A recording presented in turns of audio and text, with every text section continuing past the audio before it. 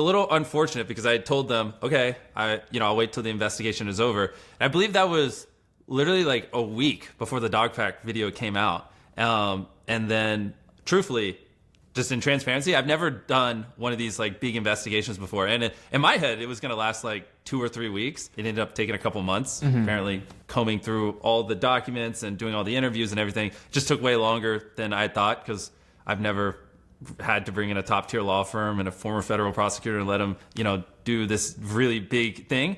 And so that kind of concluded a couple weeks ago when I put out the tweet of the follow-up. Yeah. Like that was the day I got the conclusion of it. And I was like, okay, in transparency, I'll throw this out. So up until that point, it was, I had told Quinn Emanuel that, to protect the integrity, I wouldn't do anything or engage in any of this drama. And then after that, yeah, like you said, a lot of stuff had come out between when the investigation started and when it ended. And I was just kind of like, whoa, I don't really know how to like hit this stuff. And I made like a little response video, but it's just kind of not my style, where I just kind of like put a lot of the information that I assume we're going to talk about here out. And it just felt weird.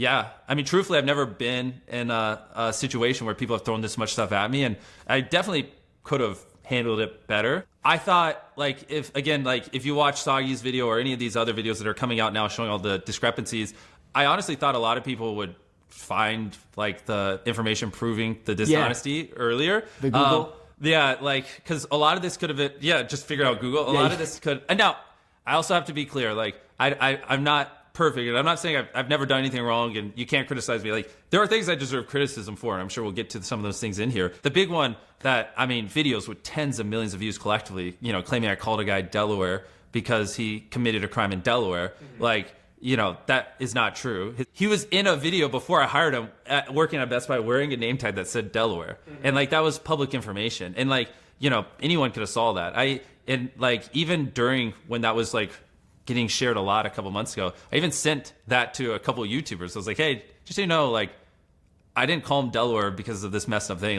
That was just his name, and here's proof. They wouldn't say it this direct, but they would just essentially say, I don't really care if it's true or not. I'm just going to say what other people say. Sorry. It wasn't an internal investigation. It was an external investigation, which was clearly laid out in the things we showed. Yeah, a third-party investigation. Yeah, exactly. And so, it is a little bit of a, a lot of people I saw were saying, well, you paid them. And it's top-tier lawyers and federal prosecutors don't work for free, so I have to pay them. Yeah. Emanuel, which is one of the top law firms in the world, it was very expensive, but I intentionally picked them because they have a reputation, and they're not just going to destroy their entire business to be biased towards me. You know what I mean? And then it was led by a former federal prosecutor who did the whole thing.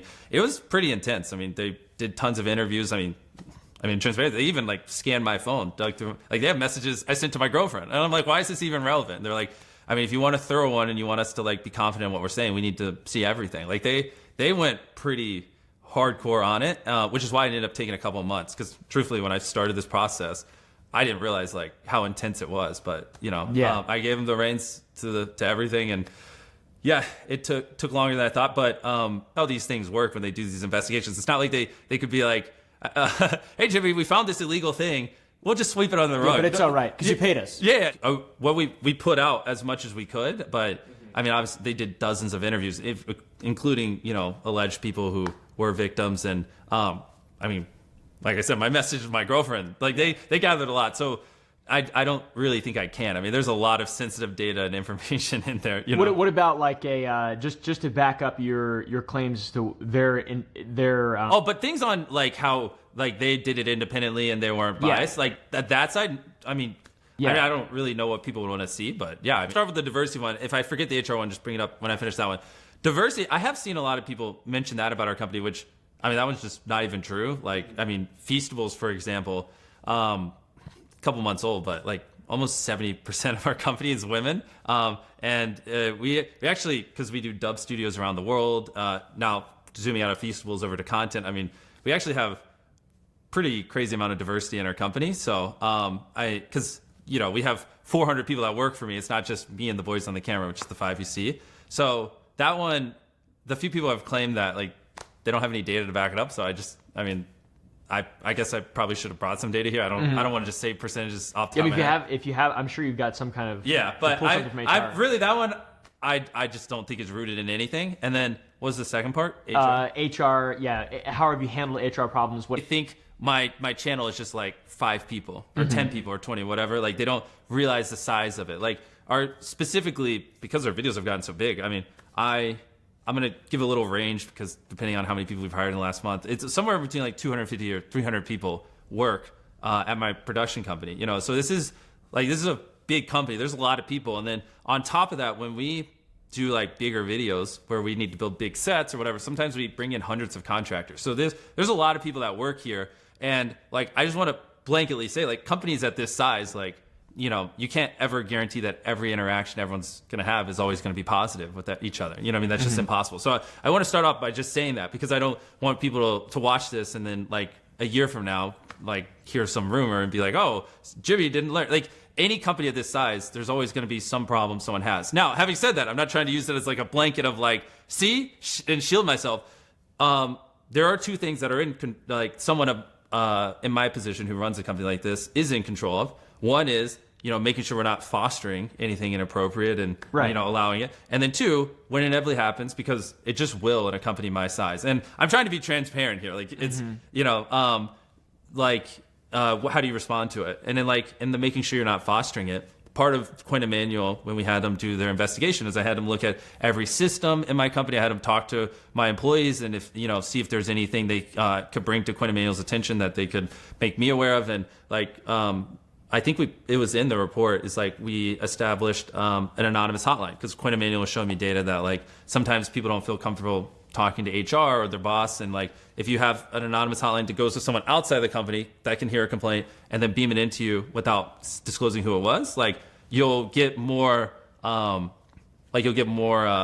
feedback, you know, because there's like, so they showed us a lot of things like that. Also making sure we're not fostering it. Like I think it's also in there as well. We leveled up like our C-suite because I've had a lot of people that have grown with me, but like me, they've never ran a company that has hundreds of employees before. So I actually just hired a couple people who have worked on Fortune 500 companies who have actually ran companies of this size before. And so, you know, they're showing me lots of things that bigger companies do that obviously I'm just ignorant on because I'm a YouTuber. You know what I mean? I spend my life staring at retention charts and CTR, not how to structure a business. So just that's phase 1, is making sure you're not fostering, you know, a culture that supports that stuff. And then inevitably, like I said, you can't ever guarantee when you're working with hundreds of people full time. And then when you add part-time people, potentially over 1,000 sometimes, you just got to make sure if there are issues that, you know, actual real issues, like if someone complains because someone peed on. At the moment, that's all I really have to say. Maybe I could do a follow-up in the future. I'm trying to, you know, dig up all the footage from that live stream.